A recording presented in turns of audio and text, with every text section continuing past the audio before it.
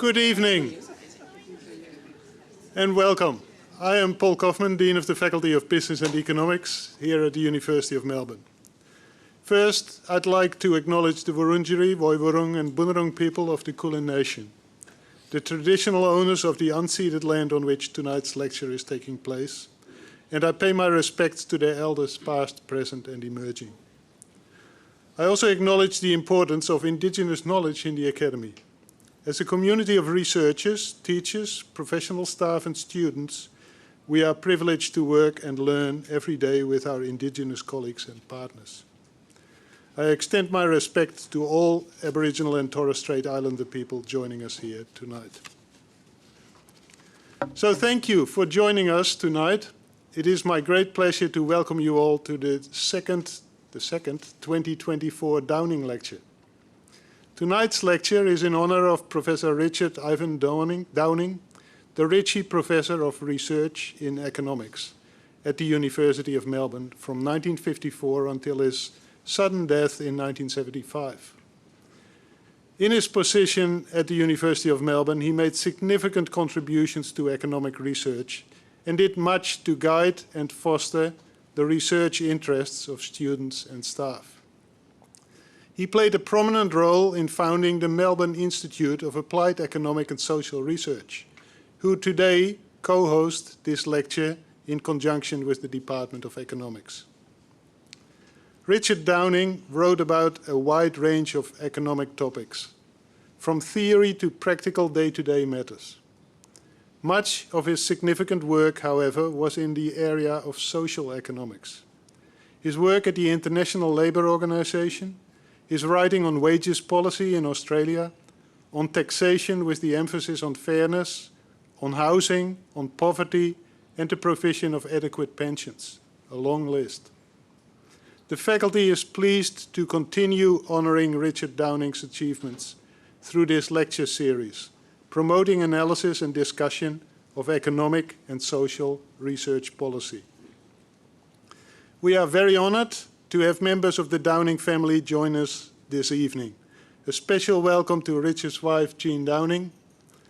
Thank you for your passion and for sharing Richard's deep commitment to supporting initiatives at the University of Melbourne. We thank you for your ongoing support, including your commitment to the lecture series. It's wonderful to have you here. With the Downing family, we honour the memory of Professor Downing by gathering each year to hear from leading economists from around the world. I now invite my colleague, Professor Philip McColman, Head of the Department of Economics, to formally introduce our esteemed speaker tonight. Phil.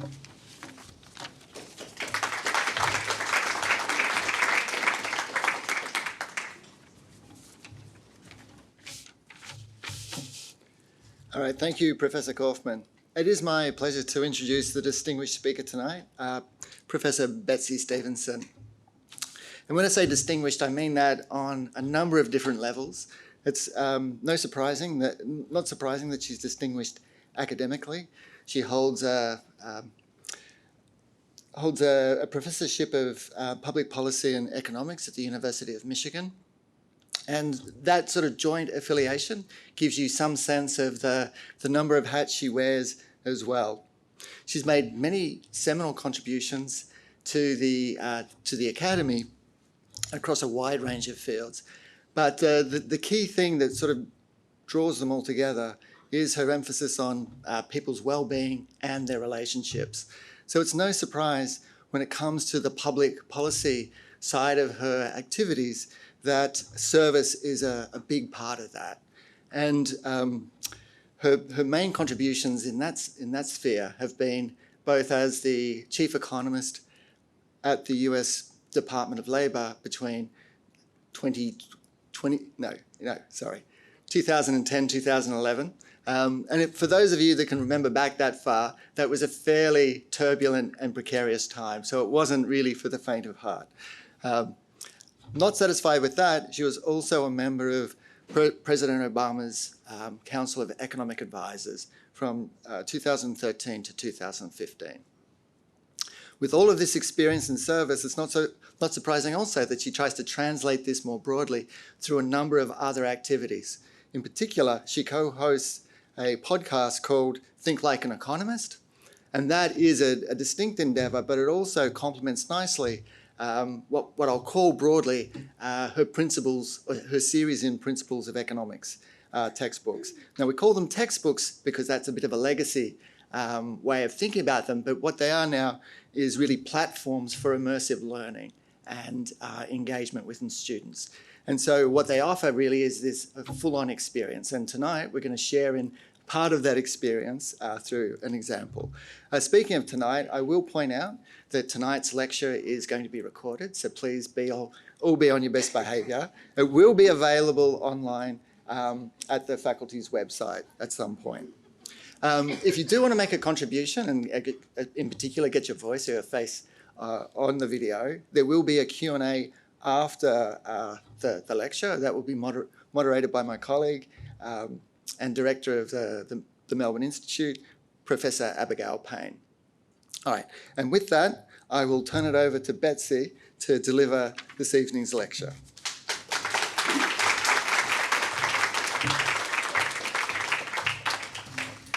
Thank you so much for that kind introduction and having me here today to talk to you about marriage, family, and work in an age of rising gender equality. And this is something I feel really passionate about in understanding how the interconnections between our personal lives, our family lives, our work lives, and the society and community we live in and the age we live in all intersect to shape the decisions that we make. But I do first want to extend my thanks to the Downing family for making this public lecture possible. It's very kind of you, and I'm always thrilled when these kinds of named lecture series get developed, because they not only bring people in the academy to hear me talk, but they often bring a wider public audience in, which allows, a bigger reach. And as you heard, my career is really about trying to get a really big reach in terms of making economics useful to people and outside of, just sort of an insular academic community into the wider, broader community. So as I said, my interest lies in how our personal and our work lives are intertwined, and how changes in one dimension end up reverberating through and maybe being a catalyst for change in a way that people don't see coming. And I've always found this really interesting in the policy space, because policymakers often don't anticipate the way that they might change family policy, and the next thing they know, they've changed the workforce. Or change the workforce, and the next thing they know, they've changed families. So, and yet, that's indeed, in fact, what we want to see. So today, I want to show you how the motivation for families and the behavior within families has changed over the past several decades, and how our jobs and work has changed, and the role that public policies played in facilitating all of these kinds of changes, and how economics can give us some insight into why all of it happened. So, in other words, what I want to talk about is how we got from working in the kitchen to dominating the world stage when it comes to being in the marketplace. We've had a huge evolution and maybe revolution in women's paid work. And we've also had a dramatic change in families that's very connected to the same kind of shift that we've seen of women into the workplace.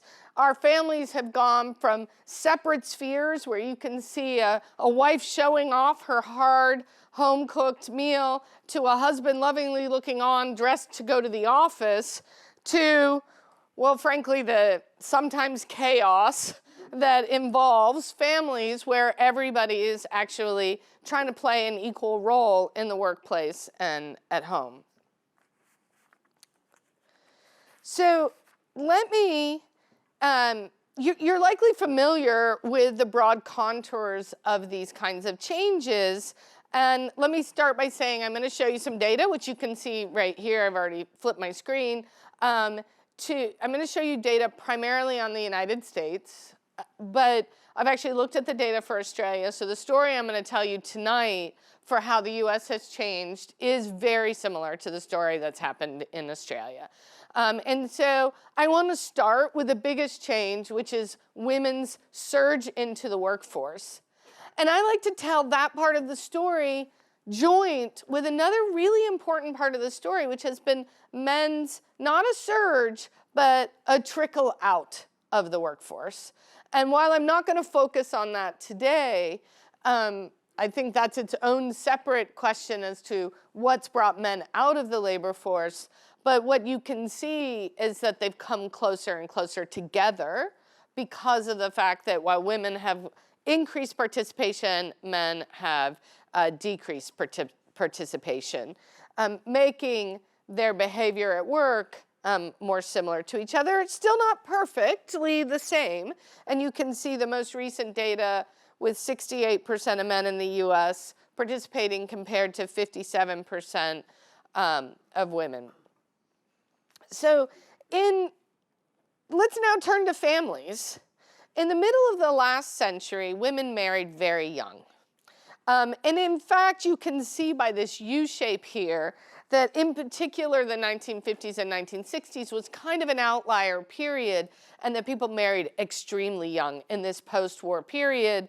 The economist Claudia Goldin, who won the Nobel Prize this year for this kind of work, told us that some of what's happening here is just a reordering for women. So we don't want to think that women's equality went down and then came back up. This is just marriage behavior.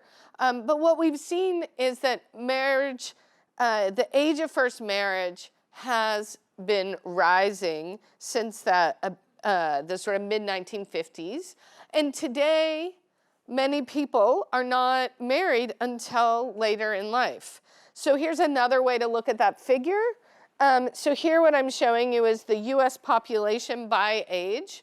What percent is married? So each line represents data from a particular US census and tells you the share of people at each age that are married.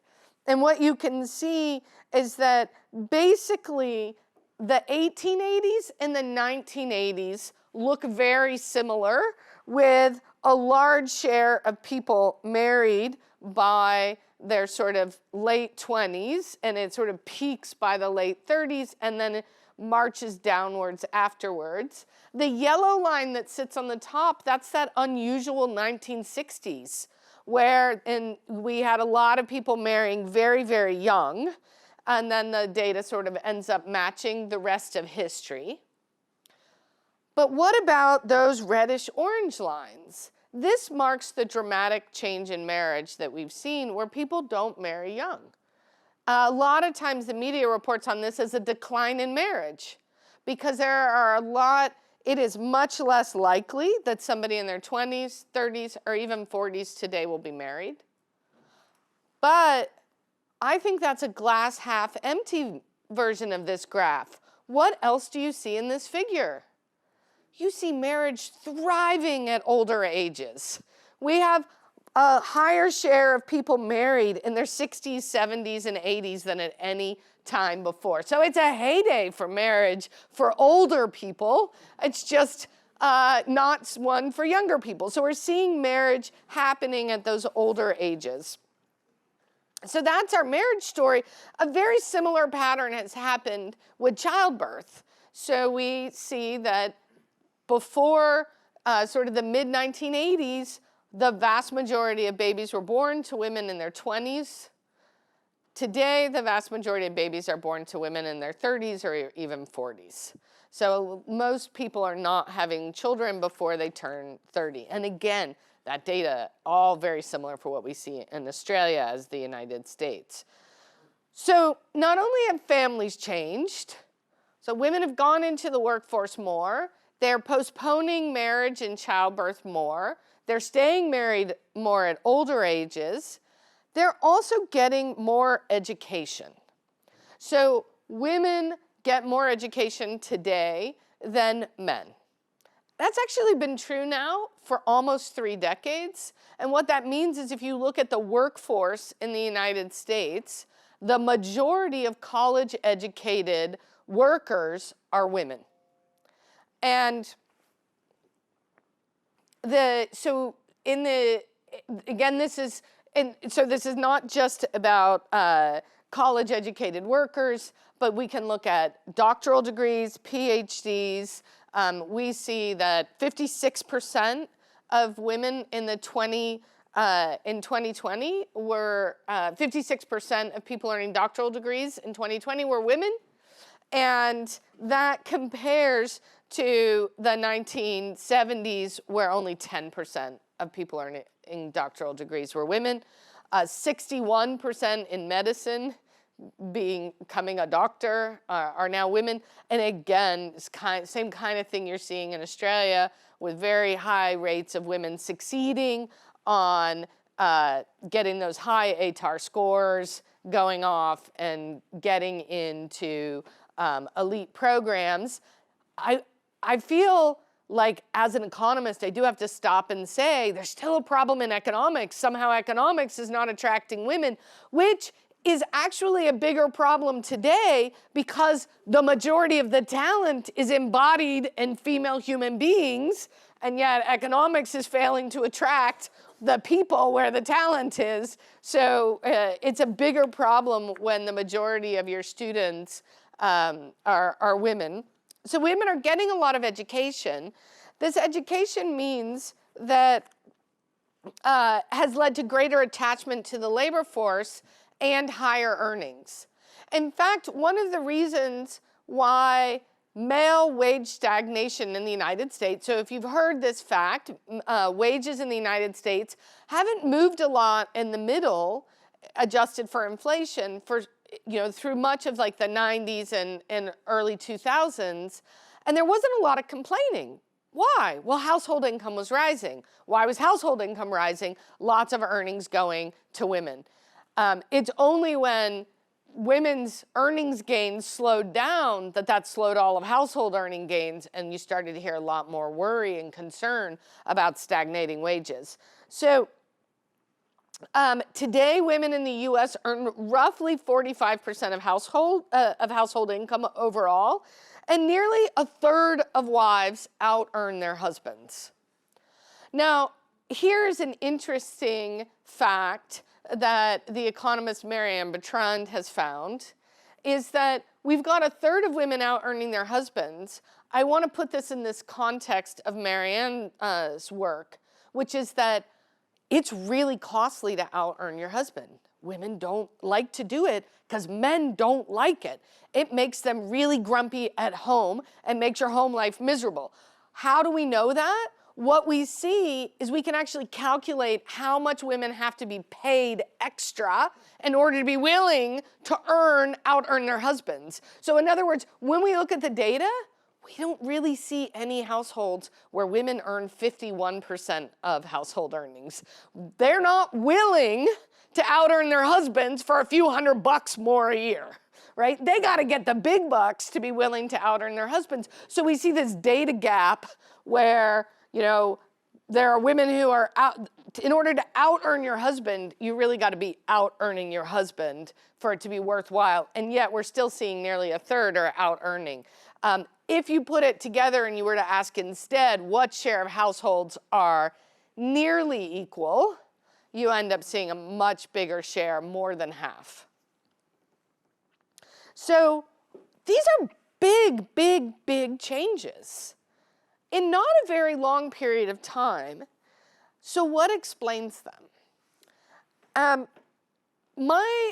What I want to show you today is how families in the labor force are connected and how the decisions that get made create interdependencies that shape the benefits and costs of other decisions.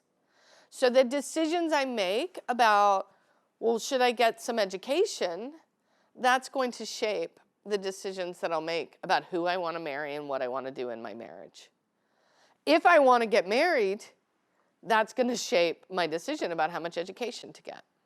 So what are the big changes to family and work that ended up causing all of these changes in terms of whether women wanted to get more education, whether they wanted to delay getting married, whether they wanted to be in the labor force? So the three big changes are technological changes, legal changes, and the changes in international trade.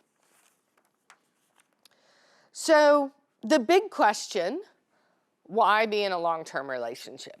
And I should say, I have been talking about marriage, and I think the main thing it's worth noting is that when I say marriage, what I'm really talking about is forming a partnership, right? In the United States, long-term relationships are all married relationships. We don't really have the de facto or cohabiting. And that's partially comes back to the kinds of things I'm going to talk about today, incentives. The US government doesn't really recognize those relationships. The Australian government does. And so here, my question's not, should you sign the contract? The question is, why decide you're going to go through life with another person that you're going to bind yourself to and make co-decisions with? So economists think about this in a very unromantic way, right? Economists are the least romantic people on the planet. And so the economist Gary Becker won a Nobel Prize for his insight that the primary reason to marry are production complementarities. Just like Adam Smith said we can make more pins in the pin factory by specializing, Gary Becker noted that we can make more metaphorical pins in the household if we specialize, and therefore, I should want to specialize with someone who can help me come together and have a higher standard of living. And while this is kind of a funny notion, in some sense you can understand that there are still many people around the globe where this is the primary reason to get married, because you will have higher consumption. You will be able to consume more, therefore you'll have a higher standard of living. That's what production complementarities are all about. Now there are two others. Public goods are about being able to share something in your household that is essentially has huge positive externalities, right? That's what a public good is, right? We normally as economists think about public goods as like a park, and I can go to the park and it doesn't hurt me if you're in the park unless the park's too congested. In the same way, a television in my household is, you can watch TV next to me, and as long as the couch isn't too congested, we can share the same TV, and the marginal cost of you joining in is very, very low, right? So we can share our public goods. Now, we can also think of children as a public good in the sense that if my consumption or love of the children doesn't get in the way of your consumption and love of the children, then it's good that we're sharing this child who gets to be loved by multiple people. This is a little bit different than a third category, which I call consumption complementarities. Okay, consumption complementarities, I'm just going to say it straight out.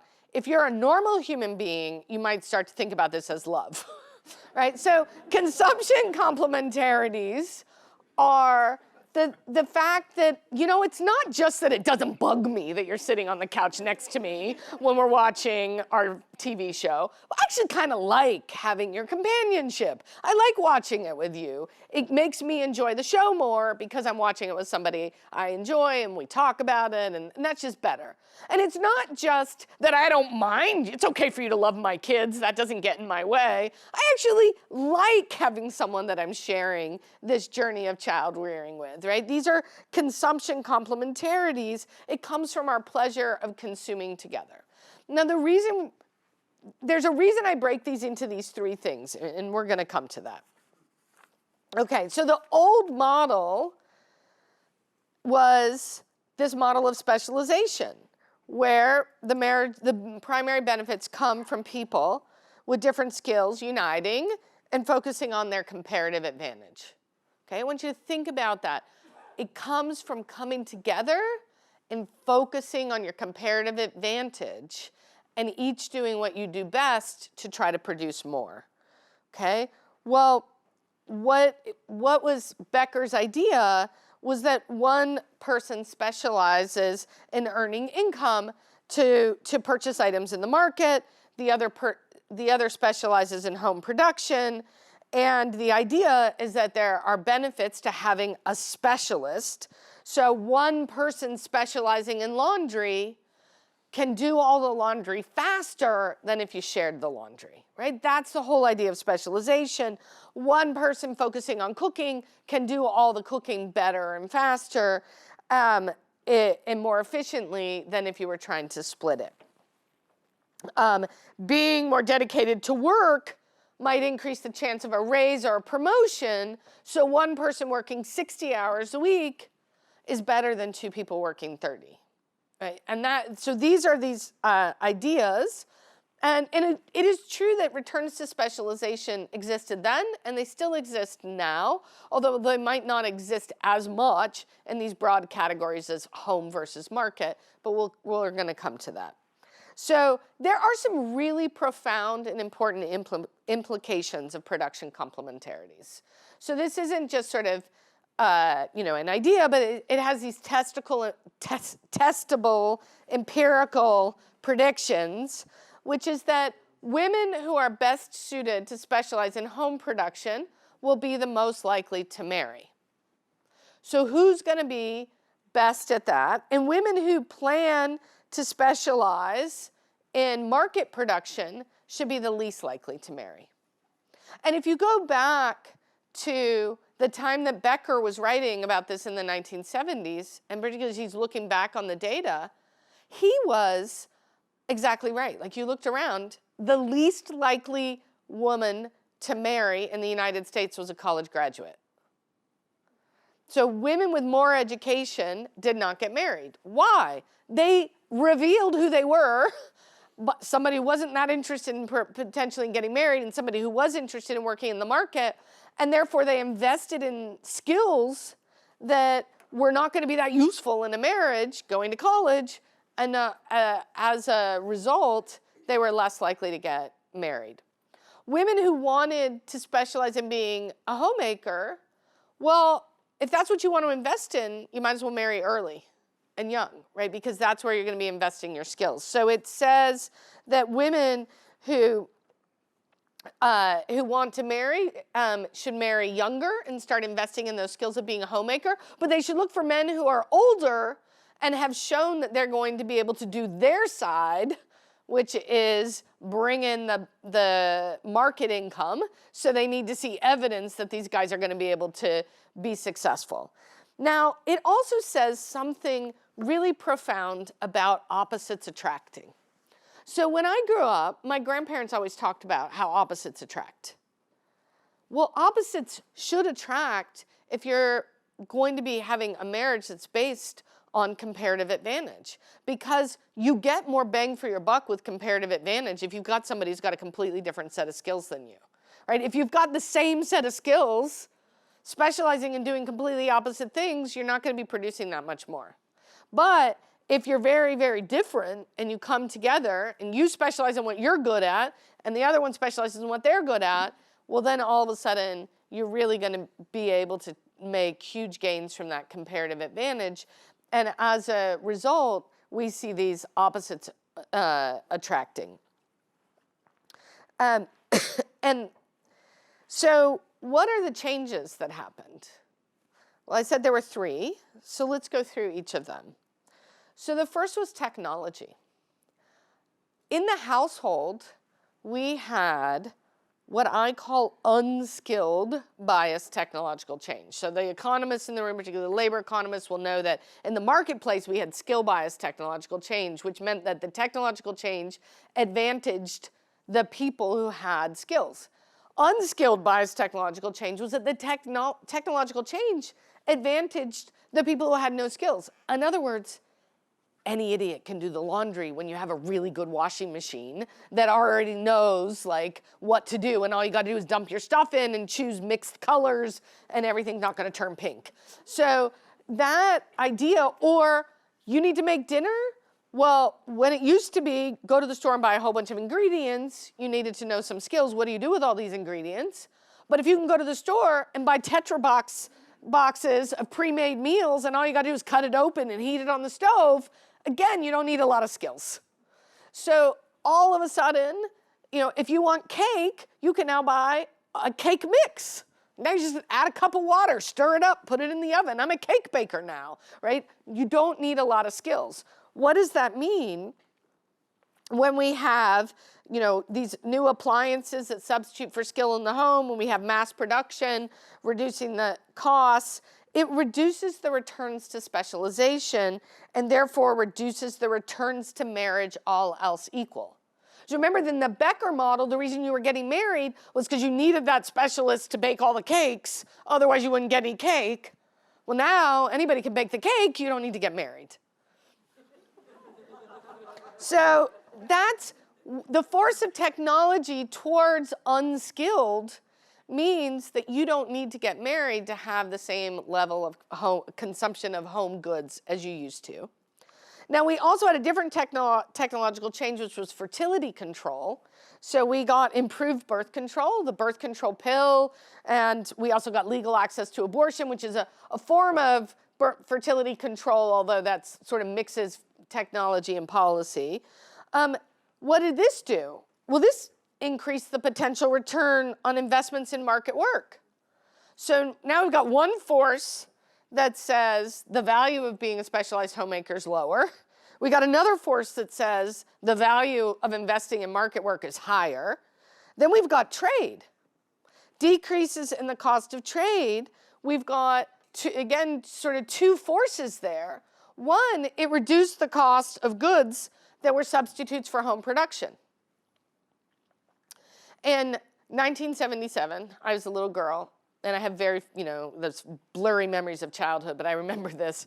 My poor mother had to go to a formal event with my father, a work event, and she couldn't afford to buy a dress. So what did she do? She went out and bought some fabric and made a dress. You can't go out and buy fabric today and make a dress for cheaper than you can buy in the store. The only people who go and buy fabric and make dresses are people who want to buy very expensive dresses that are crafty and show that they're, artisanal nature. But this isn't to get a cheaper dress. But for my mom at the time, this was the only way she could afford a formal dress. And actually, she wasn't a very good seamstress, so the whole thing was kind of a disaster. But and that's why I remember it. She sewed the wrong direction, so they were in two different directions on the bias. It was bad.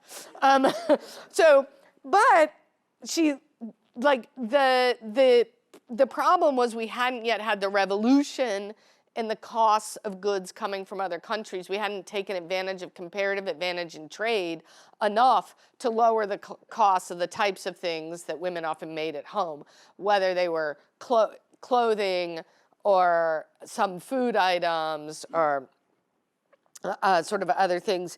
The other thing that global trade did was it increased the returns to focusing on your comparative advantage in the marketplace, and therefore increased productivity in market work, which again, now we've got a force that's pushing both, saying it's less value to be a specialist homemaker, higher value to be in the marketplace.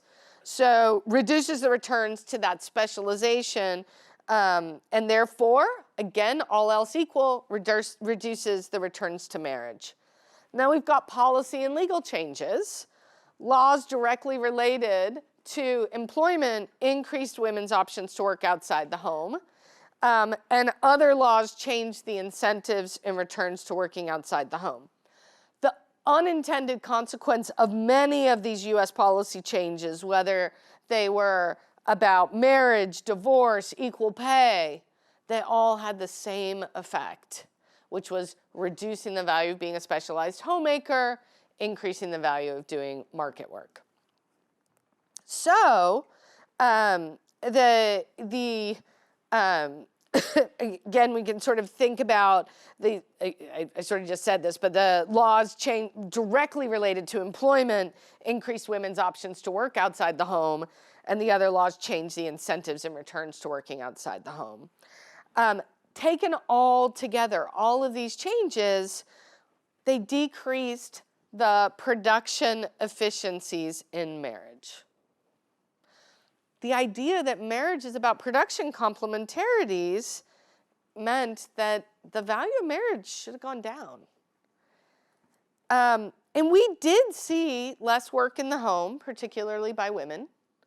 Again, showing the technological change, actually overall hours of work in the home went down. People just did less work in home because they didn't need to. And we saw a lot more market work by women, particularly those with young kids. And we did see a decline in marriage, particularly at young ages. But the decline in marriage was quite small given the scope of the other changes. So what happened? Well, it's a shift in the importance among those three benefits of marriage.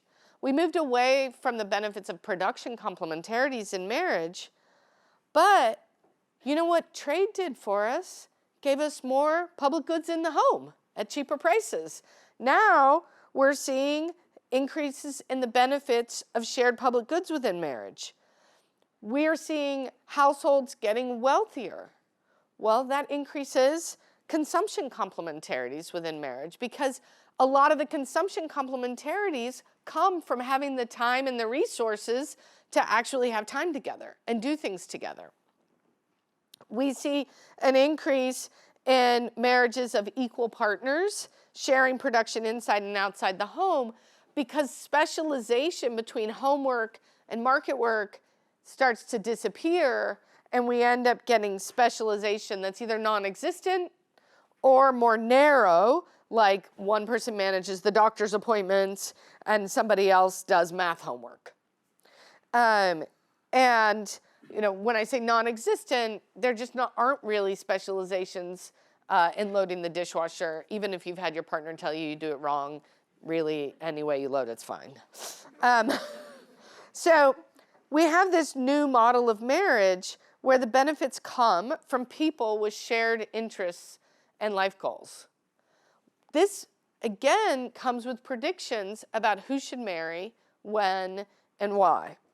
And you can see that, you know, we now start to see this model of marriage where the woman might go to work and earn more than the husband.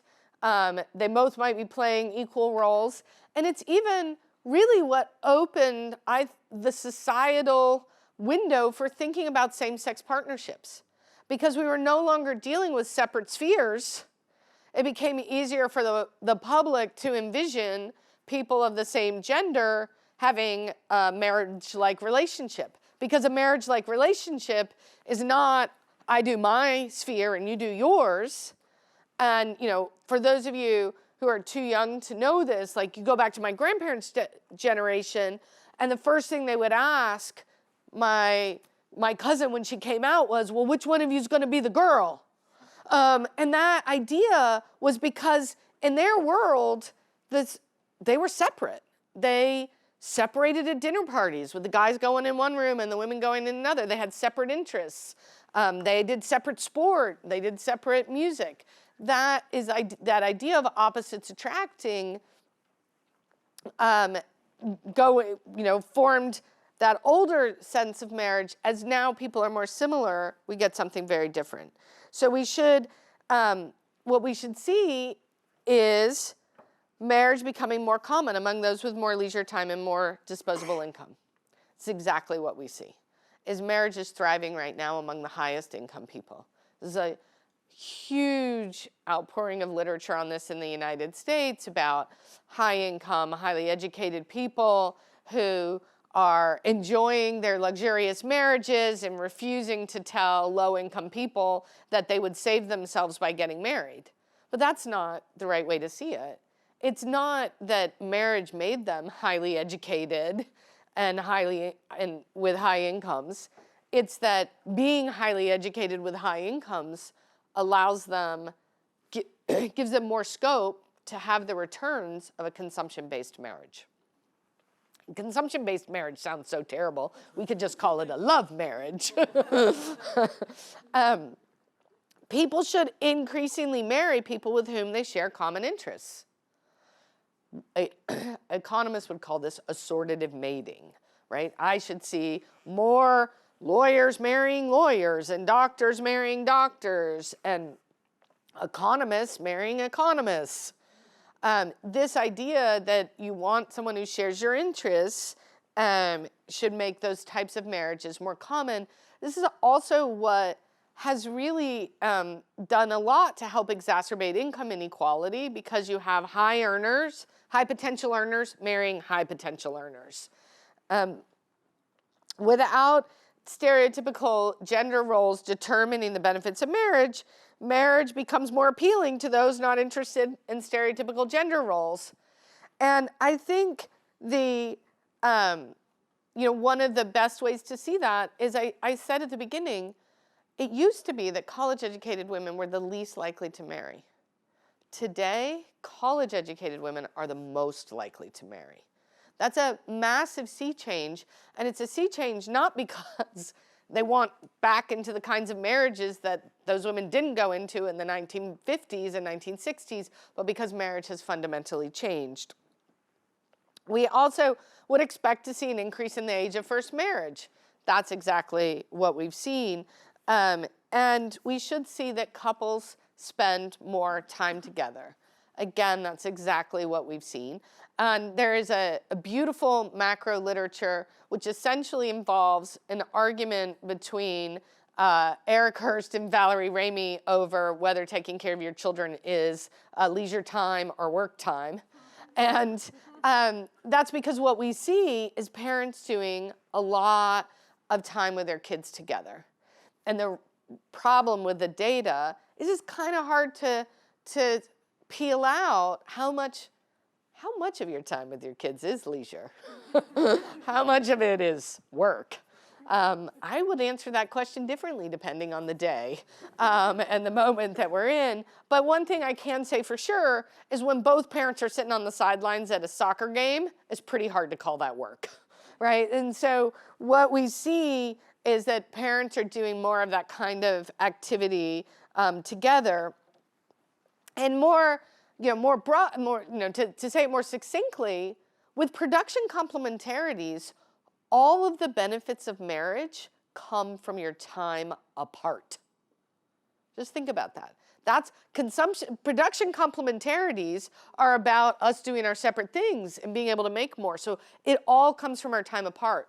With consumption complementarities, all of the benefits come from our time together. And that's, in fact, what we see is couples spending more time together at work, at play, playing sports, social activities, and more leisure or work time, however you want to call it, with their children. And in fact, we see that the people who've increased their time with children more than anyone else are college-educated women. So college-educated women are spending more with their children. Is that because they have a ton of anxiety and they're investing too much in their kids? Or is that because this is how they want to spend time with their spouse? It's got to be at least a little bit of the latter. So I want to end on thinking about public policy, and then we can open it up for questions. But I said, the thing I'm really interested in is the ways in which everything is intertwined. And what we saw was this set of technological changes and then this set of, that were changing the incentives to being married. And that started to change public opinion, which created a set of policies that further shaped the incentives that then changed the behavior that created more demand for public policies. And those public policies further shaped the incentives, again, creating more incentives to create families where both parents work. And where both parents equally raise children. So the result, even though unattended, was to encourage marriages of equal roles where both people work and take care of kids. And here's the thing, we also see a generational link. So if a boy marries a girl and his mom worked, his wife will be more likely to work.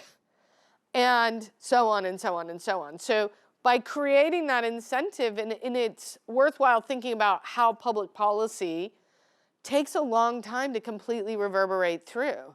So by changing just the likelihood that one mom works, you can change generations of whether moms work. Now, that's all the good news.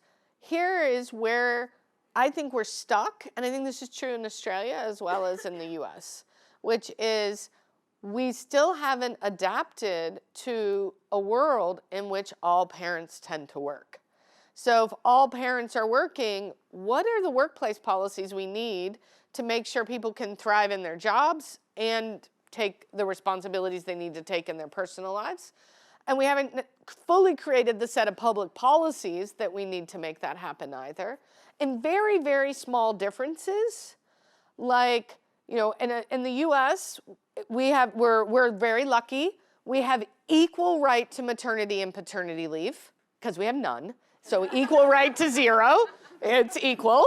In Australia, you don't have an equal right, right? Because there is, women are more likely to take maternity leave than paternity leave. And what we can see is very small differences. Like if men don't take paternity leave, then they become less involved caregivers. And then because they become less involved caregivers, those returns to specialization can be caused by the tiniest of frictions. And so a tiny friction that leaves a woman home taking care of a kid for 6 months while the husband goes back to work can set up 18 years of inequality in child rearing. So in conclusion, today's marriages and relationships thrive when couples have time and money to enjoy shared interests. So that's an important thing for policymakers to think about when they're thinking particularly about how to support low-income communities, is understanding that the problem in a low-income community is not that they're not getting married. They're not getting married because the low-income community isn't being supported well enough.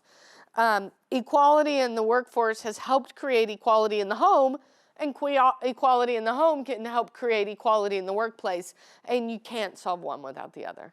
They're very, very tight. And policy can impact marriage in very unexpected ways. And I should also say, of course, policy can impact work in very unexpected ways. But, you know, I told you a story about how we can use the tools of economics to see that trade, so if we increase free trade, we bring down trade barriers, the next thing you know, you've changed marriage. And that's the kind of linkages that we can see by the way that incentives are shaped and people respond to them. And free trade helped propel marriages of equality, and technology replaced much of the work of housewives. One thing I'll just leave you to think about is that, you know, with the AI revolution coming, you know what the AI revolution is going to be. It, in many ways, will be an unskilled, biased revolution, because anybody can try to use the AI. And so we've seen that before. The good news was when we saw that in the home, it was great. We did get less work in the home, but we still had pretty good homes. So that didn't cause a decline in our living standard. What we had to figure out is what we would do instead. And that's exactly the kind of challenge we're going to face with AI. And so I think it's a really good time to remind yourself that our work life and our family life, they're really intertwined. And so when we think about how to respond to AI, we also want to think about how it's going to shape our families and our caregiving. Thank you.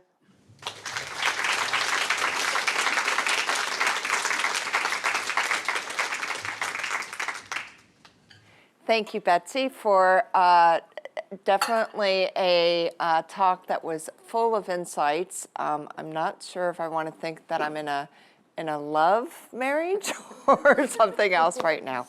But we do have time for a few questions, so folks can raise their hands. We're going to start right here. Okay, thank you. Thank you, Professor. Very interesting talk. I wonder whether you've done much research on the progression of women. So women have entered the workforce and how are they promoted? So one thing we've observed is lots of female graduates, but at the senior level, they drop out. And some people have observed in developed higher income countries, actually the gender balance is worse compared to somewhere like Hong Kong, Singapore, and China. And one reason is they have help and very cheap domestic help maids living with the families. And grandparents are very much involved, whereas here, labor is very expensive, there's less parental help, and especially if the husband is in a higher income occupation and work really long hours, it makes sense for the wife to drop out of the workforce. So I wonder what's your thoughts on how do we keep women progressing to senior positions? Thanks. So that is a really important set of issues, and there's not one answer. So you pointed to something where we do have data on this, and we see actually there's a really nice paper that shows in the United States that in cities that have heavy female immigration populations and lower costs of childcare, women are more like married, college-educated women are more likely to be in the labor force and work longer hours. So there is a connection between, is there somebody available to take care of your kids? We also see data in the United States, people really in the US move all over, but when they have children, they tend to move towards the wife's parents, because the wife's parents, the grandparents, are a big source of childcare. And so you literally see moving to childcare. And we actually saw a big shock on that with COVID, is a lot of companies, when like the kids got sent home and there was no school, and companies were like, okay, you can work from home. And you're like, yeah, but I got a 4-year-old at home. They were like, have you thought about moving in with your parents? And so a lot of the reason why work from home is so sticky in the US is because they're not forcing people to literally who picked up and moved. If you worked for Google in Pittsburgh and Google said, go ahead and move towards your grandparents, move to your parents in Nebraska, they're not forcing you, now that the kids are back in school, to leave Nebraska and come back to Pittsburgh. So there's like a generation that were sort of grandfathered into that. But so these are responses. Your broader question is sort of, well, what are the things that prevent women from advancing? And there I will highlight Claudia Golden's work in her recent book, where she really highlights the idea of greedy jobs. So a greedy job is a job, which I like to call it a toddler job, a job that wants you to, I want it now, I want it when I want it, and I want what I want when I want it, right? So it's a toddler of a job, and it wants you to drop everything for it. And like, it's very hard to raise twins with different needs. Therefore, women give up the toddler job in order to keep the toddler child. And so Claudia's point is these greedy jobs that want you to work, crazy hours, on call all the time, on the weekend. I watched my brother, who's a lawyer, have to work over Thanksgiving. I was like, what's this legal emergency that you have to work 5 hours? And he's like, oh, this guy thinks he's gonna have to pay more in taxes. I was like, it's Thanksgiving. I was like, what tax deadline is on Thanksgiving? He's like, oh no, it's not till January 1. But that's a greedy job. Women drop out of those. And Claudia Golden's research shows that. And so Claudia would argue that you just have to find a way to shut that down. Australian society does not put up with as much crap as the US does with stuff like that, but it's still the case that the more flexibility you have and the more everybody takes advantage of it, then the more women will be promoted. And I'll come back to my conclusion, which is equality in the home is what promotes equality in the workplace. So if you want women to be able to advance, we have to achieve equality in the home. Great. Do I see questions? Sorry, I have they made me stand up here, and there's this really bright set of bright lights. Are there questions over here? Daniel. Thanks. How do we think about, thank you. Thanks, that was a super interesting lecture. How do we think about the role of cultural norms potentially above and beyond this these economic incentives. So I was reflecting when you were talking about the specialisation marriages in the 50s. Why didn't we have any men that, naturally could have specialised in home production that would have been good at that? And do you think those cultural norms are still playing a role in the division of labour in the home today? So, one, I think that cultural norms do respond to incentives. And I think a lot of things we see when we're like, well, that's a cultural norm, and you ask, where did this cultural norm come from? It came from, some set of incentives that led to it. And, Gary Becker said, oh, I'm just talking about specialization and that the gains are from specialization. It could be a guy staying home. But, if women are breastfeeding and actually carrying the child, if you're in a world where someone's giving birth, then there is just this natural thing. It's so that was when I said earlier, it's very small differences can lead to a comparative advantage that then leads to choices that end up being very sharp distinctions. And that can come down to, look, there's definitely a role for cultural norms. And you can look at things like, what's been interesting to me is to see societies that have embraced women in the workforce have actually done a better job at also maintaining higher birth, and I should say advanced economies. Advanced economies that have embraced women in the workforce have also tended to do a better job at maintaining higher fertility rates than countries where the culture has been sort of still bristly about, women in the workforce and equal marriages, and therefore, it's led women to feel like, well, I got to choose whether I'm going to be in the workforce or be a wife, and what we've seen is actually a penalty is lower fertility. So I think those cultural norms play a role, but they play a role in they're both shaped by incentives and they shape the incentives. And so, I like to just sort of think about, why are Japanese women just not dating? And one reason is there's not been a big embrace of equality in the home, and that has had fertility implications as well as workplace implications. Question in the back. Oh, thanks, a microphone. I was just wondering whether you've done any work segmenting by socioeconomic status or by income. Are people, say, from lower socioeconomic status groups more likely still to have production complementarity marriages as opposed to consumption?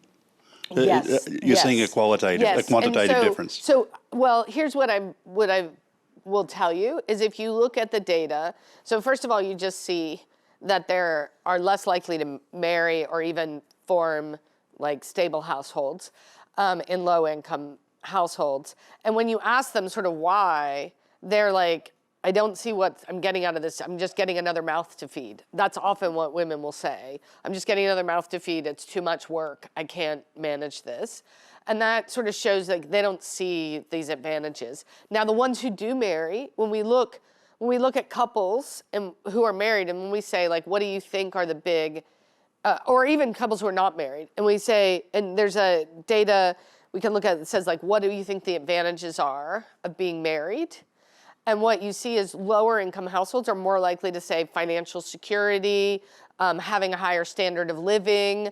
Those are production complementarities. High income households are companionship, someone to spend time with, someone who shares my interests. So you do see survey data literally showing a lot more weight on the marriages of consumption complementarities at the top end of the income distribution, and that sort of financial stuff more likely at the bottom. I also didn't highlight this, but if you go back to where I showed that marriage is thriving at older ages, right? We've got more 70-year-old married people. Well, that's not because we have, it's not all about people staying married all the way until 75. It's that we're seeing really high rates of people getting married, maybe in a second marriage at age 50. And then, so we've got these, we have this high divorce rate in the US, but we have more marriages that have lasted over 25 years than at any other time in history. That's because you might get married at 35, get divorced at 45, get remarried at 50, and then that lasts till you're 85, right? And but why get married when you're choosing to get married? Let's not take 50. That hits a little too hard at home for me. But let's say you're getting married at age 65. You're not doing that for production complementarities, right? You're in the retirement years. If you're getting married at age 65, there's got to be public goods and consumption complementarities, right?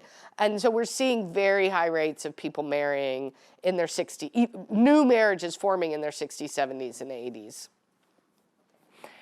So I think we're going to need to wrap up, but Okay.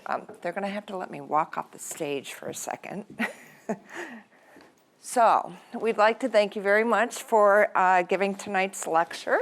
Hopefully you have honored Professor Downing, and Professor Stevenson, please accept this as a token of our appreciation. Thank you very much. So please join me.